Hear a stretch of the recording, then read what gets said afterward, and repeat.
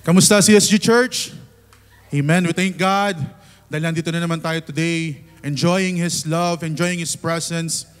And before we start with our message, I just want to share a short testimony lang po.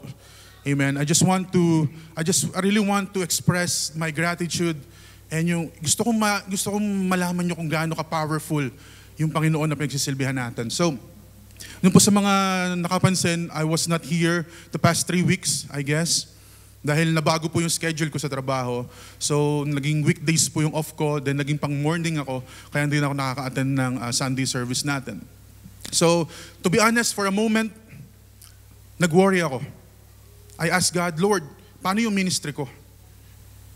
Kung ganito yung schedule ko, Lord, kung papasok ako na umaga, yung day off ko hindi Sunday, paano yung ministry ko, Lord? For a moment, nag-worry ako. Really, I was troubled. Sabi ko, paano yung ministry, Lord? How will I preach your word kung ganon?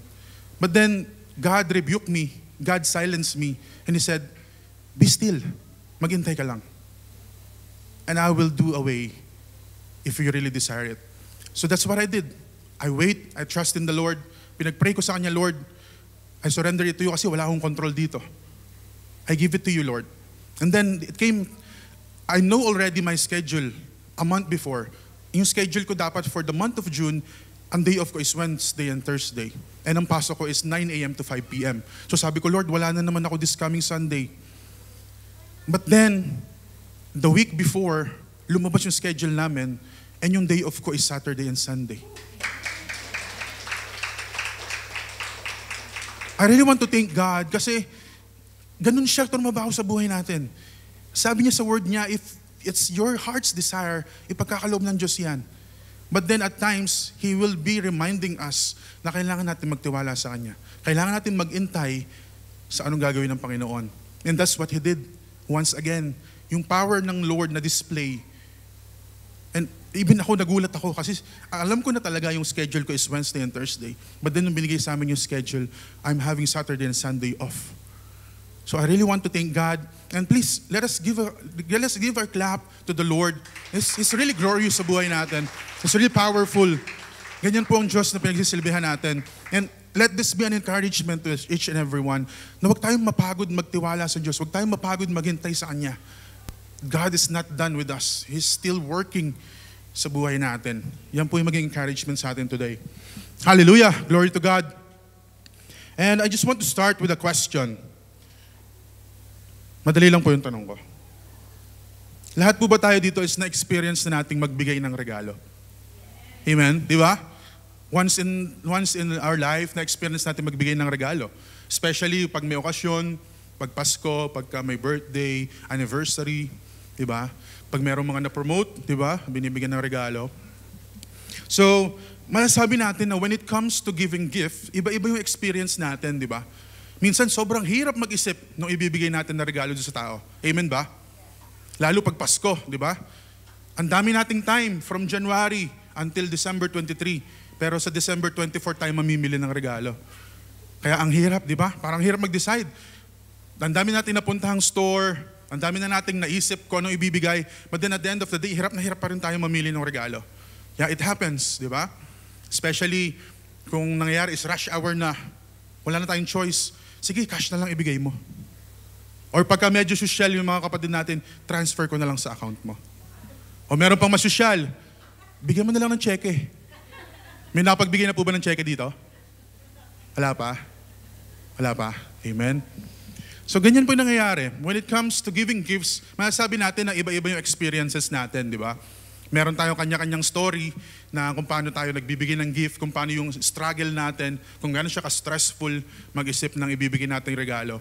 But then maybe we can agree on one thing, that when it comes to receiving gift, isa lang yung experience natin. Tinatanggap lang natin yung gift, di ba? Nire-receive lang natin. Or meron na ba naka-experience dito na bago nyo matanggapin yung gift is pinaglinis muna kayo ng bahay?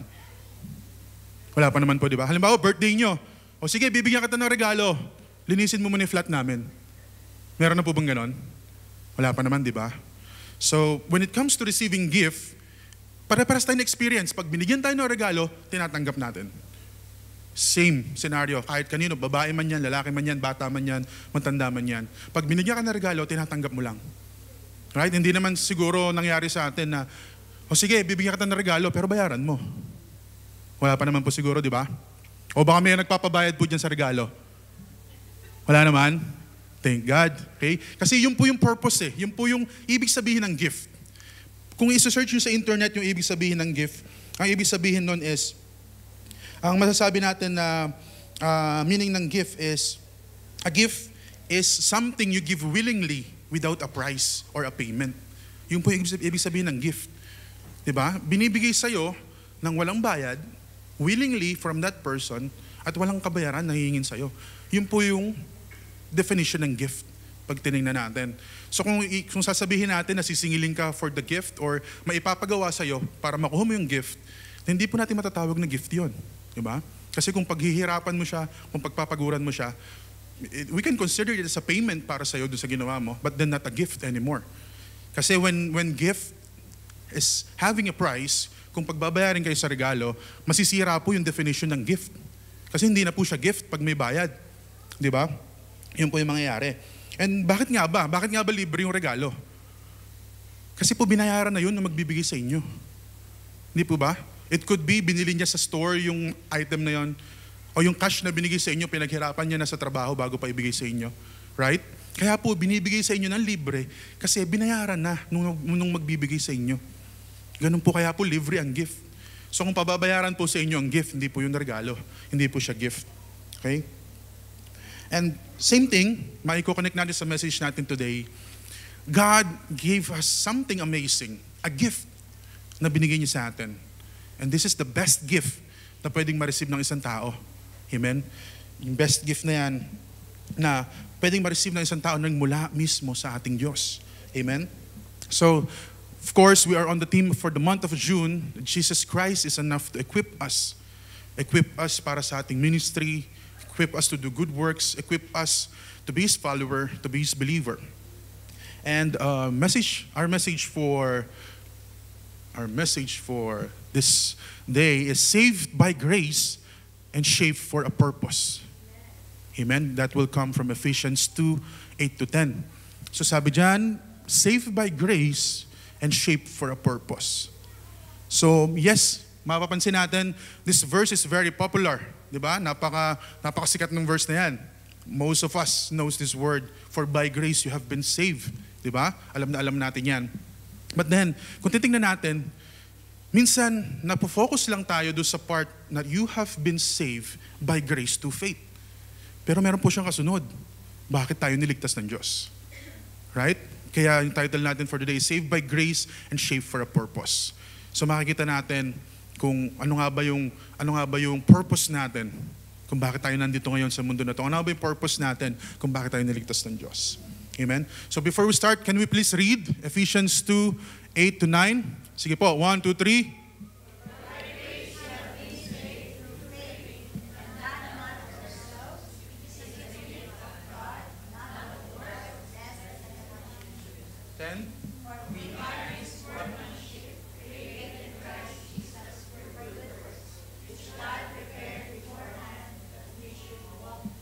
Amen. We thank the Lord for His word.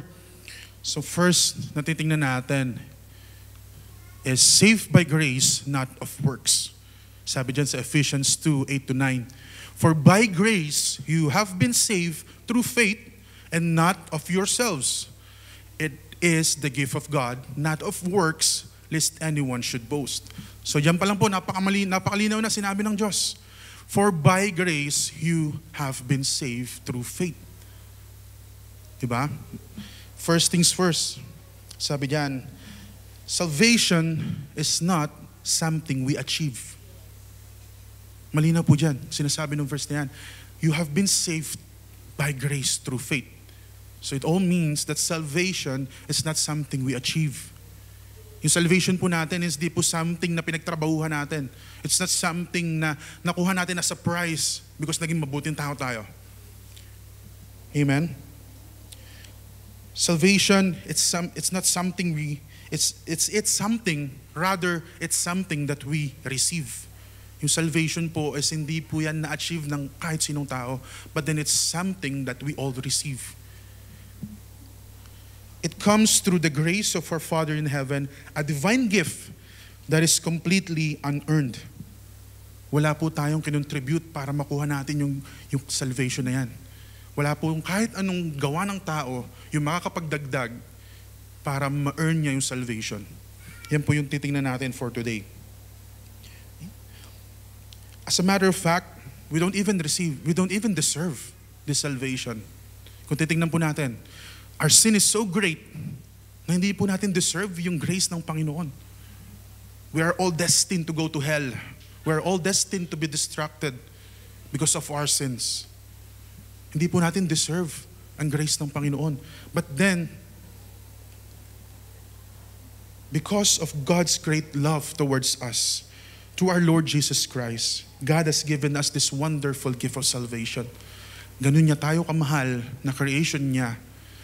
Kaya kahit hindi natin deserve yung grace ng Panginoon, hindi natin deserve yung eternal life kasama siya. But then because of His love, dahil sa pagmamahal ng Diyos sa atin, He's given us our Lord Jesus Christ to pay for our sins, and that if we believe in Him, we will have this eternal life.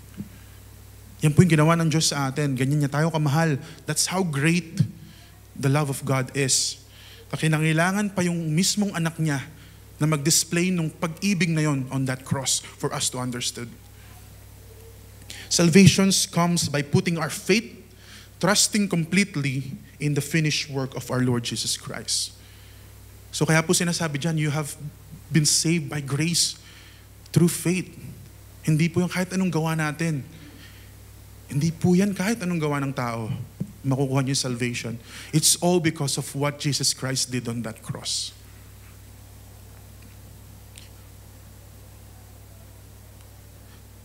Salvation comes by putting our faith, trusting completely in the finished work of the Lord Jesus Christ. For us to be saved, it's not about doing good things.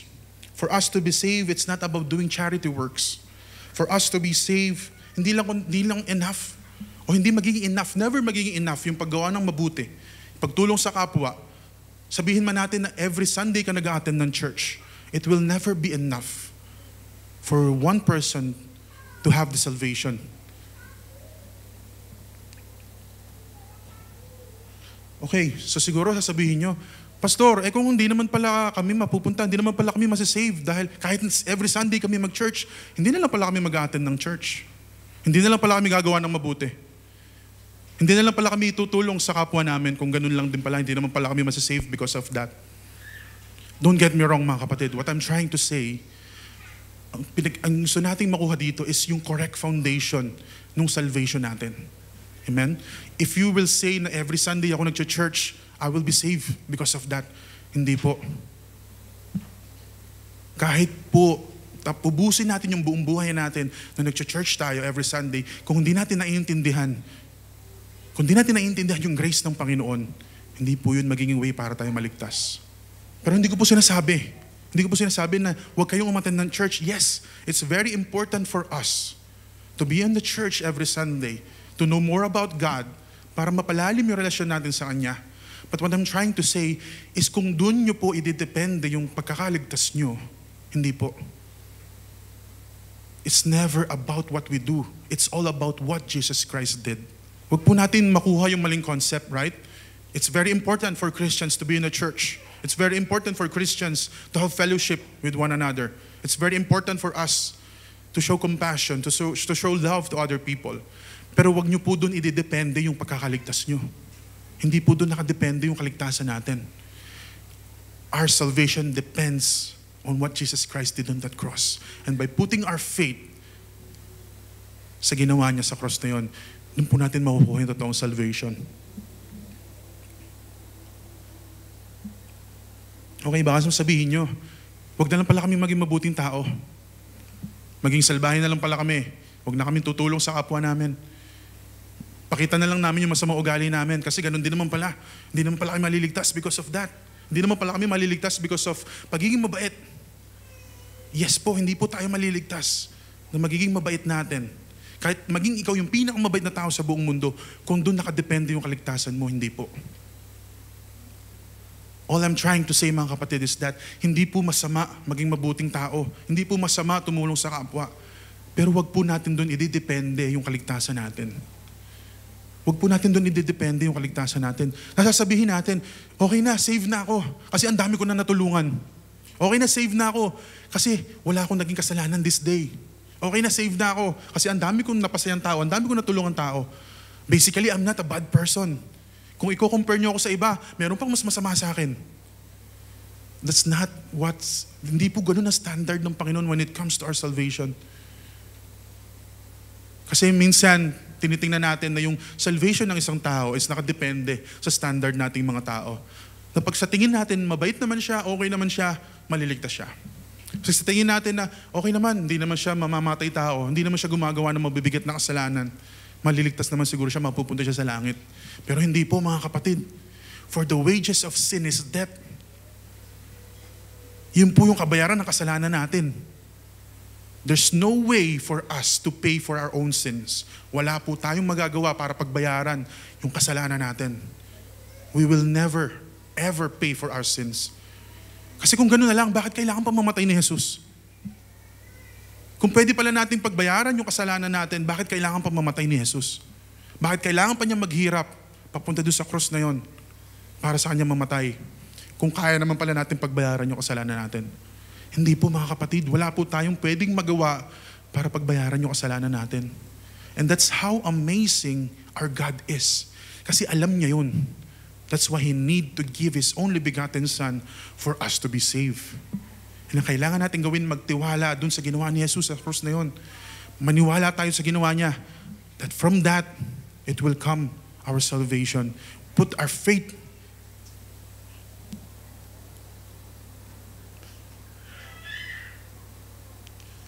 Yes, it's very important for us to do good works. Kasi sabi nga, we are designed to do good works. Pero lagi po nating isipin na yung paggawa po ng mabuti, hindi po yun yung foundation ng salvation natin. Yun po yung bunga ng ating pagkakaligtas. Magiging natural po sa atin yung gumawa ng kabutihan, tumulong sa kapwa natin, maging mabuting tao because of that salvation na na-receive natin mula sa Panginoon. Natural po yan mag-overflow sa atin. We are so thankful, we are so grateful for that salvation, for that love of God, for the mercy of God, for His grace sa buhay natin, na natural po mag-overflow sa atin. Yung mga kabutihan na yun. That yun yung magiging natural response natin. Oh Lord, you're so great. I want to be good for you, Lord God. Because first of all, God designed us to do good works. We are made for doing good works. Huwag po natin maging confusion yan. Right? Hindi po sinasabi sa atin ng Bible na huwag kang gagawa ng mabuti. Yes, it's very important for you to do good works, pero huwag yan yung maging basis ng foundation, ng salvation mo. Amen? Yan po yung titingnan natin. Right? What we're trying to pinpoint here is the correct and the only foundation of our salvation. The good works is not the root of our salvation. Rather, good works is the fruit of our salvation. We all need to understand on what Jesus did on that cross, it's all complete. Wala pong kulang sa ginawa ni Jesus on that cross. It's all complete. Sinabi nga niya, di ba, it is finished. Tapos na. Right? And that's why, kung sasabihin natin na, yes, Lord, I believe on what you did on that cross. I believe that you're the way to salvation, O Lord God. Pero kung sasabihin natin na, Lord, kaso, kailangan ko pang gawin itong mga bagay na to. Sa tingin ko, Lord, kailangan ko pang gawin itong mga bagay na to para pagbayaran ko yung kasalanan ko. Hindi po, mga kapatid. Yung mapapansin natin, right? There are some people, yung way nila, sinasabi nilang way nila ng pagbabayad ng kasalanan, sinasaktan nila yung sarili nila, di ba? Pinapahirapan nila yung sarili nila. Nagpapapako sila sa cross. Right? Sinasabi nila, kasi ito yung way namin para pagbayaran namin yung kasalanan namin. Pero kung titingnan natin mga kapatid, how can you pay for your sin using your body which is not yours? Paano mo pagbabayaran yung kasalanan mo gamit yung katawan mo kung hindi naman sa iyo yung katawan na yan? Right? How will you pay for a sin using your body na hindi naman sa iyo yung katawan na yan? This body, this life is not ours. Lahat to ay nagmula sa Diyos. Kaya kung sinasabi mo, pagbabayaran mo yung kasalanan mo by letting yourself feel pain, by letting yourself suffer, pahihirapan mo yung sarili mo, sasaktan mo yung sarili mo, hindi po. Hindi po natin kayang bayaran yung kasalanan nyo kasi hindi po sa atin yung katawan na to. Kung ito po yung pangbabayad natin. Wala pong sense kung titingnan natin. Kasi first of all, how will you pay for something na wala ka namang kakayanang bayaran? Right? So all we need to do is to believe. Put our faith doon sa ginawa ni Jesus doon sa krus na yun. Kasi it's all complete. Wala pong kulang. Kung sasabihin natin na meron pa akong dapat idagdag, meron pa akong dapat gawin para pagbayaran ang kasalanan ko, it's blasphemy. It's blasphemy to our Lord. Parang sinasabi mo, Lord, alam ko you're powerful, but it's not enough, O Lord God, yung ginawa mo sa cross. It's not enough, O Lord God. I need to do these things. Kung sasabihin mo sa sarili mo na there is another way for my salvation through my own strength, through my own ways, sorry po, pero mali po yun. There is no other way for us to be saved. Wala pong human effort. Wala po tayong kayang gawin. Wala po tayong pwedeng magawa para mag-gain natin yung salvation natin. Because first of all, hindi po yan nag-gain. It's given to us freely by our Lord, our God, through our Lord Jesus Christ. Sabi po dyan, di ba? It is a gift of God, not of works, lest anyone should boast. Kasi kung sasabihin natin na pwede mong paghirapan, pwede mong pagtrabahuan yung salvation mo, siguro ang dami ng mayabang ngayon dito. Ang dami na namamaliit sa mga kapatid niya because of that salvation. Andiyan ka pa rin, andito na ako, na-earn ko na yung salvation ko. Di po ba? Ganun yung mangyayari. We will be all, lahat tayo magiging boastful about it. Baka nga pati sa Panginoon, magmalaki tayo. Na Lord, hindi pala kita kailangan eh. Kaya ko naman pala ma-earn yung salvation ko. Gagawin ko lang itong mabubuting bagay na to. Come to think of it, mga kapatid. We are all creations na nag-iisang creator. And wala po tayong pwedeng gawin para ma-earn natin yung salvation natin. Ang kailangan natin gawin, mga kapatid, mag-surrender sa Kanya. Tanggapin natin yung gift na to na binibigay niya. Kasi sasabihin natin, yes, God has given all of us, God has given us this gift. Pero kung di mo tatanggapin yung gift na yan, paano yan mapapasayo? All you need to do, kailangan mo i-let go yung mga bagay na nagpapahirap sa'yo, yung mga bagay na nag-hold back sa'yo para magtiwala ng buo sa Panginoon. All you need to do is to surrender. Suko natin sa Diyos. Tanggapin natin siya sa buhay natin. At maniwala tayo, let's put our faith on what Jesus Christ did on that cross. Yun po'y kailangan natin para sa salvation natin. Huwag na po tayo mag-isip ng kung ano-anong way para maligtas. Huwag po tayo mag-isip na meron pang ibang way para maligtas. Wala po. Jesus Christ is the only way to the Father. Siya lang po yung daan natin para sa ating kaligtasan. Yan po sana yung maging encouragement sa atin na there's no human effort that will help us. All will cost for us to have our salvation. Wala pong gawa ng tao. Kaya kung meron pong magsasabi sa'yo, ito yung way para maligtas ka. Kailangan mong gawin tong mga listahan na nakalista namin na kailangan mong gawin. Kailangan mong sundin. Kailangan mong tuparin. Mga traditions na kailangan mong i-follow. Hindi po, mga kapatid. Wala pong tradisyon na kailangan sundin para maligtas. Wala pong utos ng tao na kailangan sundin para maligtas.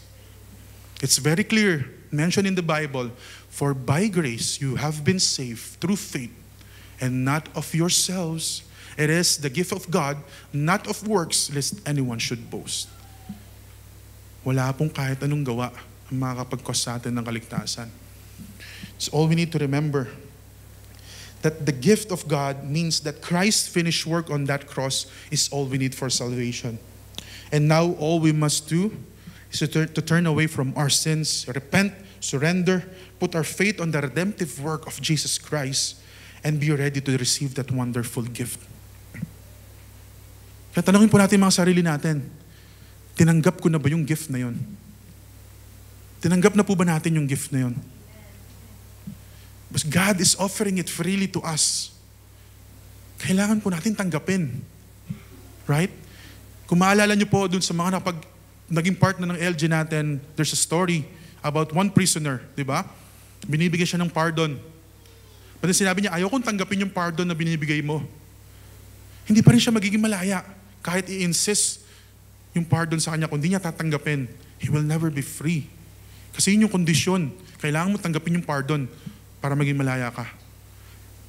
And let us all be reminded that we need to accept and we need to receive this wonderful gift na mula sa Panginoon para tayo maligtas. And ilagay natin yung buong tiwala natin. Let's put our faith on what Jesus Christ did on that cross because it's all complete. Kinumpleto pong lahat ng Diyos doon sa cross na yun. Lagi po natin tandaan, there's no human effort na makakapagbigay sa atin ng salvation natin. And please, wag po natin makuha yung maling concept na hindi tayo gagawa ng mabuti, na hindi tayo magiging mabuting tao, na hindi na tayo attend ng church. It's all very important. But what we are trying to pinpoint here is yung tamang foundation po ng salvation natin. Yun po yung mahalaga na kailangan natin maintindihan.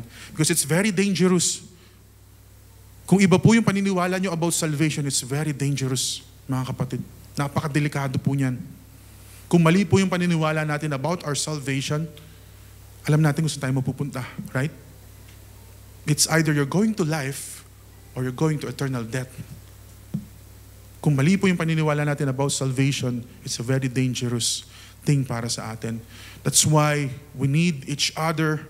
Kailangan natin yung church natin, kailangan natin yung faith, life, family natin of faith for us to be encouraged each day, for us to be reminded.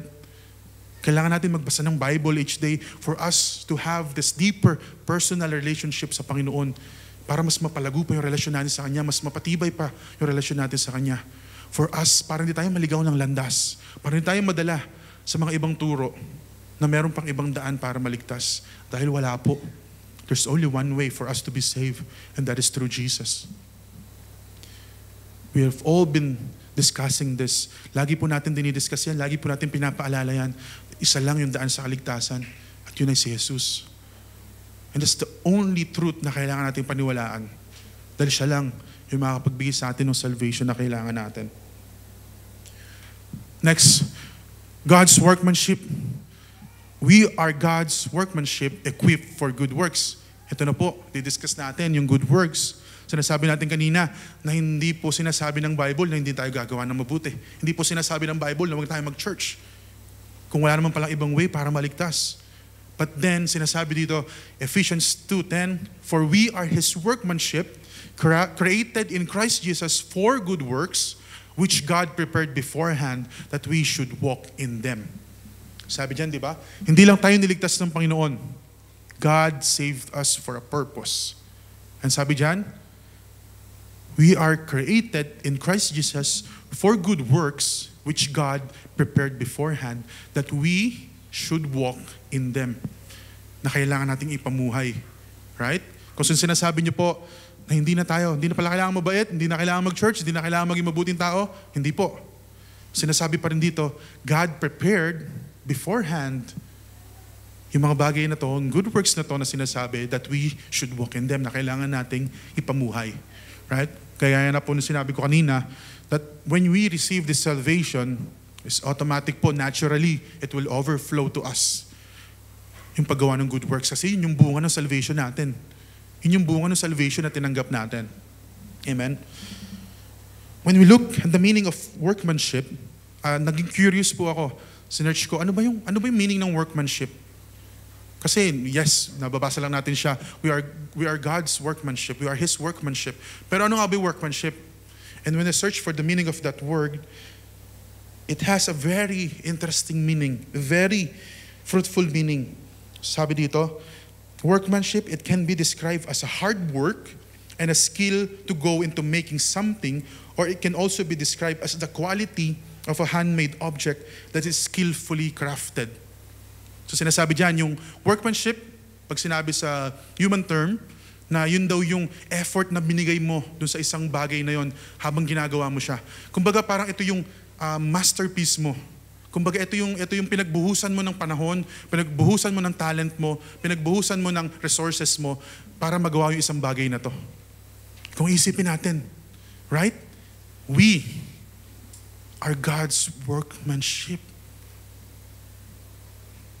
Kung isipin natin, right? Napakalaking pagkakaiba na ibibigay sa perspective natin ito. Na wow, Lord, I'm your workmanship, O Lord God. Hindi ka lang basta ginawa ng Diyos. Hindi po aksidente na nandito tayo ngayon. God created us for a purpose. And God created us wonderfully, fearfully made. Kung isipin nyo, basta-basta lang tayo ginawa ng Diyos, naisipan niya, gagawa nga ako ng tao. Hindi po. Sinasabi po dyan, we are His workmanship. God spend His time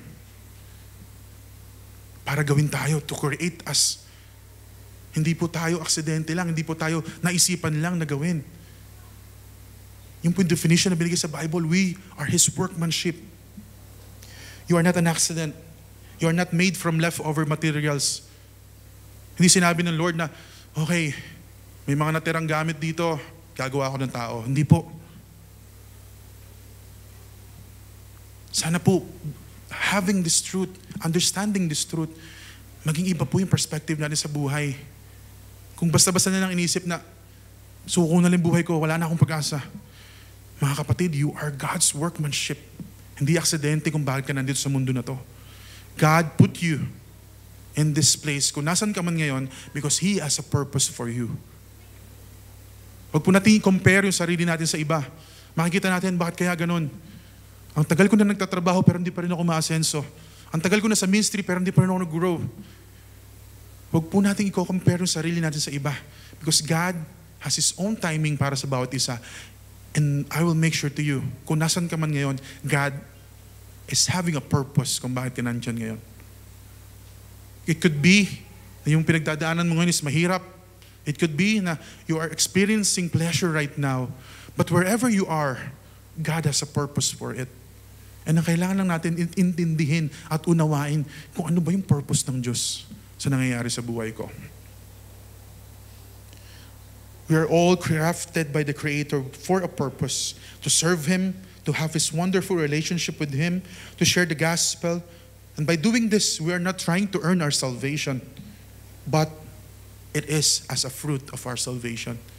Right? All these things na ginagawa natin, yung pagsaserve natin sa ministry, yung pagtulong natin sa mga nangailangan, yung pagiging mabuti nating anak sa ating mga magulang, yung pagiging mabuti nating kaibigan, yung pagiging mabuti nating kapatiran, we are all doing this because it's the fruit of our salvation. Hindi po natin ginagawa ang lahat ng to para mag-gain natin yung salvation natin. Rather, we are doing this enjoying the fruit of the salvation that we already have, that you already accepted, that you already receive. Kung tinanggap nyo na po yung salvation na mula sa Diyos, mapapansin nyo po, there will be a big change sa buhay nyo. From your old life, coming to your new life in Christ, napakalaking pagbabago.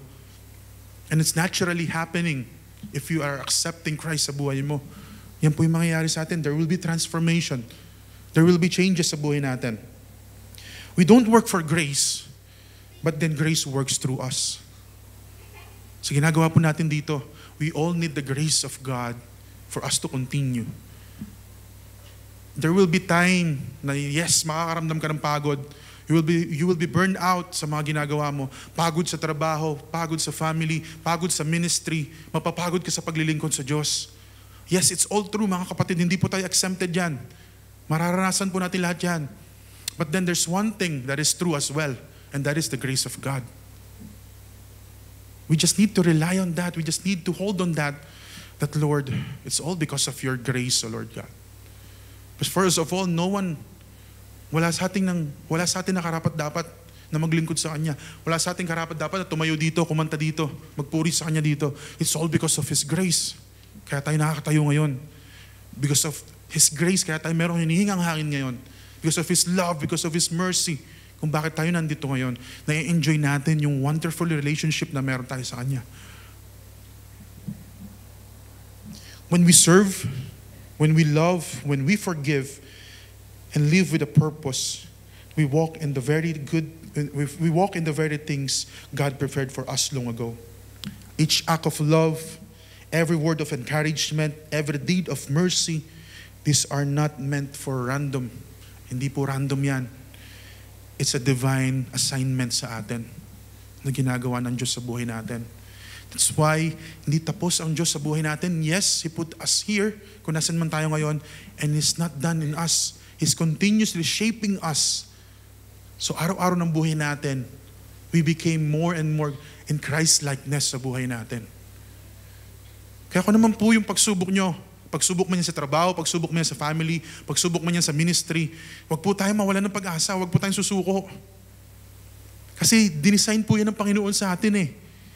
Beforehand, sabi dyan, it's been preferred for us, so we will walk in them. Yun po yung tandaan natin, mga kapatid. That yes, there will be a lot of challenges sa buhay natin. But then, kaya nga po, nandyan yung grasya ng Panginoon sa buhay natin. Para yun yung panghawakan natin. Para doon tayo kumuha ng lakas sa araw-araw natin. Right? For every good work we are called to, God has already equipped us for it in Christ Jesus. God has already prepared a path of purpose for all of us. We don't have to forge our own way or our own path. You just have to walk the one that God has prepared for us. So minsan, isipin natin, baka kaya tayo nag-i-struggle kasi hindi yan yung path na gusto ng Panginoon para sa atin. Baka kaya tayo nag-i-struggle kasi ayaw natin pakinggan yung calling niya sa atin. Or maybe we're struggling because of our sins na hindi natin kinoconfess sa Kanya, na hindi natin sinusurrender sa Kanya. Mga kapatid, I want to encourage you, wag po tayong matakot sa calling ng Panginoon. Ano man po yung calling ng Diyos sa inyo, you need to listen to it carefully and you need to follow it. And wag po tayong matakot. Na Lord, sasabihin natin, Lord, baka hindi ako qualified sa calling mo. Lord, baka meron pang mas better para sa akin, para dyan sa calling mo sa akin. Kaya ka tinatawag ng Diyos kasi para sa'yo yun. And God will equip you if He wants to use you. Mapapansin po natin yung pattern sa Bible. Napakaraming story. God is equipping those He called. And He's not calling those equipped already. Napakarami pong story sa Bible. Bakit kailangan niya gawin yon? For us to see how powerful He is. Kasi paano na lang kung kinuha niya na magmi-minister is yung capable na talaga, yung equipped na talaga. Sabihin natin, ay kaya naman yan, kasi kaya siya napili kasi equipped na siya. Capable siya on doing that. But then God wants to display His power. God wants to display that He's the one who is in authority. Gagamit siya ng mga tao na hindi sila capable in doing that, but God will make them capable of doing it. Remember the story of Moses? Sabi niya, Lord, paano ako magsasalita sa tao? Nagsta-stutter ako. I'm not good in words ever since then. My tongue get tangled. Nabubulol yung dila ko, Lord. But ano sabi sa kanya ng Diyos? I will be with you and I will instruct you what to say. And ni-remind siya ng Panginoon who made that mouth. Right? Ganun din po sa atin, mga kapatid. I do believe that every one of us here, we have our own separate calling from the Lord. And kailangan po natin pakinggan. Because hindi lang po tayo ginawa ng Panginoon, hindi niya binigay sa atin yung salvation na to just for us to be passive, na nandyan lang tayo. God wants us to be used sa Kanyang kingdom. God wants us to be in this design, or this divine design na ginawa ng Panginoon na tayo naglilingkod sa Kanya. And wag po tayong matakot. If God is calling you to do something, if God is calling you to a ministry, if God is calling you to share His word, if God is calling you to preach His word, sundin po natin yung calling niya. Hindi po natin kailangang alalahanin, am I equipped for it? Am I ready for it? God will make you ready. God will equip you on what you need.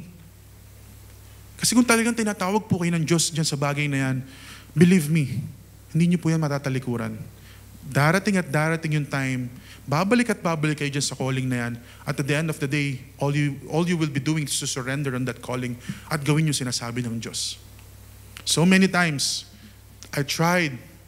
Ayoko magpastor. Sabi ko sa Diyos. Nakita ko kay Pastor Jojo, ang hirap. Ang daming inintindi. Ang daming inaasikaso.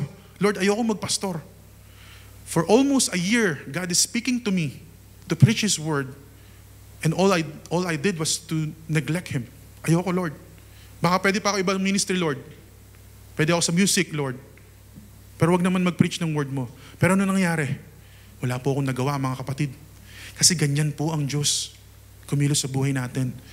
He knows that if He's calling you, and you will be effective on that calling, kailangan po natin magtiwala sa Diyos. Surrender natin sa Kanya.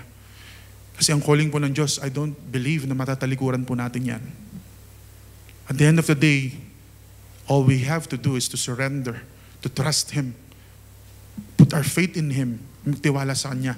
That we are being called by God because He wants us to do something very important. Meron pong purpose kung bakit tayo kinreate ng Panginoon. It's not just to worship Him, it's not just to serve Him, but also to have this wonderful relationship sa Kanya para ma-enjoy natin na meron tayong Ama na nagmamahal sa atin more than our earthly fathers that can give whatever ng pangangailangan natin. There's one Father in heaven na kaya magkalinga sa atin. That there's one Father in heaven na kaya mag-care sa atin, kaya mag-provide sa atin, kaya mag-save sa atin, and to equip us for whatever calling or purpose He has para sa atin. He gives us strength. He gives us wisdom. He gives us even the Holy Spirit to help us. So we can say that we have everything we need for that purpose na meron ng Panginoon sa buhay natin. And I believe we can all agree that we can say that Christ is enough. Amen? That Christ is enough. Christ is enough sa buhay natin. Christ is enough to strengthen us. Christ is enough to save us. Christ is enough for our salvation, mga kapatid. Tandaan po natin yan. Wala pong ibang way para sa atin na maligtas. It's only through Jesus Christ, the only way for our salvation. You're saved by grace. You receive it by faith. And now, kailangan po natin ipamuhay yun. Yung salvation na receive natin by walking with Jesus every day ng buhay natin. Let grace be your foundation. Let faith be your response. And let purpose be your path. Yun po yung foundation ng salvation natin, yung grasya ng Panginoon, by putting our faith on that. And yung response natin sa grace ng Panginoon, by putting our faith on what Jesus Christ did on that cross. And yung purpose natin? Yung purpose natin to walk with Jesus each day of our life. With doing the good works has already been prepared to us beforehand. And yun yung magiging path natin na kailangan natin sundan. And as we receive this message, may we receive the gift of grace. Stop striving to earn what God freely gives. Trust in Jesus. Tigilan na po natin yung paghahanap ng iba pang way para sa ating kaligtasan. Tigilan na po natin yung pagpapahirap natin sa sarili natin, thinking, justifying our own selves na there is another way for salvation. Wala po. Wala pong ibang way para sa atin maligtas. It's only by putting our faith, by the grace of God, and putting our faith on what Jesus Christ did on that cross. Yun lamang po yung makapagligtas sa atin. Humble yourself. There's no place for boasting. It's never been about us. Lahat ng achievements natin, lahat ng narating natin, lahat ng nagawa natin for the ministry, lahat ng nagawa natin sa trabaho natin, it's never been about us. It's all about what Jesus Christ did. Understanding that truth will make us humble before Him. Nas everyday ng buhay natin, handa tayo mag-surrender sa Kanya. Nas everyday ng buhay natin, mawawala sa atin yung pagmamalaki sa Diyos. Mawawala sa atin yung pagrereklamo sa Kanya. Bakit? Kasi it's all because of His grace. It's all because of the grace of God. Kung anong meron tayo ngayon, it's all His. And because of His grace and mercy towards us. And ganyan po tayo kamahal ng Diyos. Walk on your purpose. We are saved to live differently. So tanongin natin yung mga sarili natin today. Ano ba yung purpose ko? Kung bakit ako na-rate ng Diyos? Ano ba yung purpose ko kung bakit ako ngayon nandito? I may not have the answer for that, but God can answer you. Let us all have this alone time sa Father natin. Tanongin natin siya, Lord, Father, ano ba yung purpose ko? Saan mo ba ako gustong tawagin? Ano ba yung gusto mong ipagawa sa akin? Am I just created to observe, just to listen? Or is this something great, O Lord, that you want me to do? Tanungin natin sa Diyos. Iba-iba po tayo ng calling, mga kapatid. And we need to experience that sa buhay natin. Kailangan natin tanungin ng Diyos, Lord, saan mo ba talaga ako tinatawag?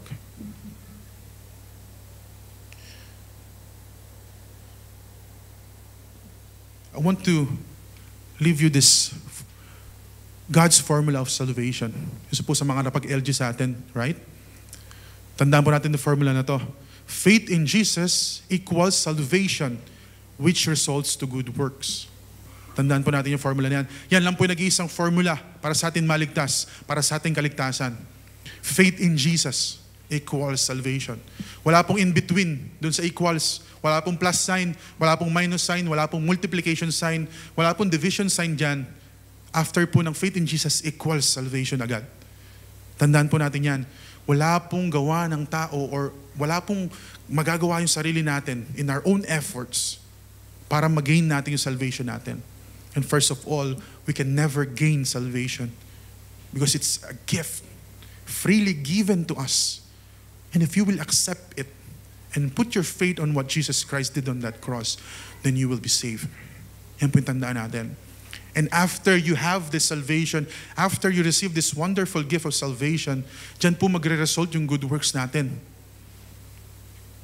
Hindi po dun nakadepende yung salvation natin sa good works. Fruit po yan ng salvation natin. Ang foundation po natin is yung grasya ng Panginoon, hindi po yung good works na ginagawa natin. Yes, we are called to do good works. Kasi sino ba namang anak ng Diyos ang gagawa ng masama? Ang gusto niyang makitang gumagawa ng masama. Right? That's why God prepared it beforehand para sa atin to follow this path, to do these good works. Kasi yun yung result ng salvation natin. Yun yung fruit ng salvation na nakuha natin mula sa Kanya. Pakatandaan niyo po mga kapatid, remember it, there's no other way for us to be saved aside from putting your faith and trust in the Lord Jesus Christ. Kung meron po magsasabi sa inyo na meron kaming ibang way na alam para sa kaligtasan, meron kang mga pwedeng gawin, merong mga requirements lang dito, fill upan mo lang, may malilitas ka na. Hindi po totoo yun. There's only one way for us to be saved. That's through our Lord Jesus Christ. So ang kailangan natin gawin, kilalanin siya. Basahin natin yung salita niya. Spend more time with Him, listening to Him, understanding what He's saying, following His commands, experiencing His love sa buhay natin. Yun po yung kailangan natin gawin mga kapatid. Magkaroon tayo ng bukas na puso para tanggapin si Kristo dun sa loob ng puso na yan. And I do believe kahit gaano pa katigas yung puso na yan, if God wants Jesus to enter on that heart, there will be a way na maninirahan si Kristo sa puso natin. All we need to do is to trust, surrender, and put our faith in Him sa buhay natin. If you haven't received yet this gift of grace, today is the day mga kapatid. Kung hindi nyo pa po natatanggap sa buhay nyo, yung napakagandang regalo ng Diyos na yan, the gift of eternal life, today is the day mga kapatid para tanggapin to. God wants you to have His intimate and personal relationship with you. God is calling you and speaking with you na gusto ka niya makasama.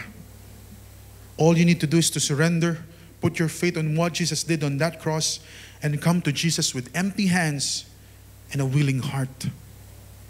Or maybe you're already a Christian, but somehow you lost your path and gusto mong bumalik sa Diyos. You're always welcome. God is always having these open arms to receive you and to accept you. Our God is not limited, mga kapatid. In the moment that you come back to Him, there will be a celebration in His house. Remember that you are always welcome sa Panginoon. And if you're a believer for a long time, and I want to encourage you to walk on your purpose. Don't be afraid to answer to your calling, because whatever or wherever God has called you to, He will surely equip you for it. If you're a long-time Christian, matagal ka nang nakakilala sa Diyos, ask God for your calling. And don't be afraid to listen to it and follow it. God is calling you into something magnificent. At the end, magugulat ka that, Lord, that's why you called me. Ito pala yung gusto mo. Just remember, trust God, put our faith in Jesus. What He did on that cross is complete. Wala po tayong kailangang idagdag doon. Wala po tayong pwedeng idagdag doon. Dahil yun lang po. Ginawa ni Jesus sa cross na yun, it's all complete. He finished everything on that cross. And for by grace, you have been saved through faith. Yan po yung tatandaan natin. It is a gift of God and not of works, lest anyone should boast. Wala po tayong pwedeng pagmalaki sa Diyos. Everything that we have right now, it's all His and His alone. Tandaan po natin, be an encouragement to us that we are God's masterpiece, created to do His will and to reflect His love into this world that He needs Him. So we just have this 2 reflection questions for us to ponder this coming week. Number 1, how can I better align my daily choices with God's purpose for my life? Number 2, do I really rest on God's grace, or do I feel the need to earn my salvation? Meditate on these questions, reflect, have a alone time with our God. God bless po sa ating lahat. To God be the glory.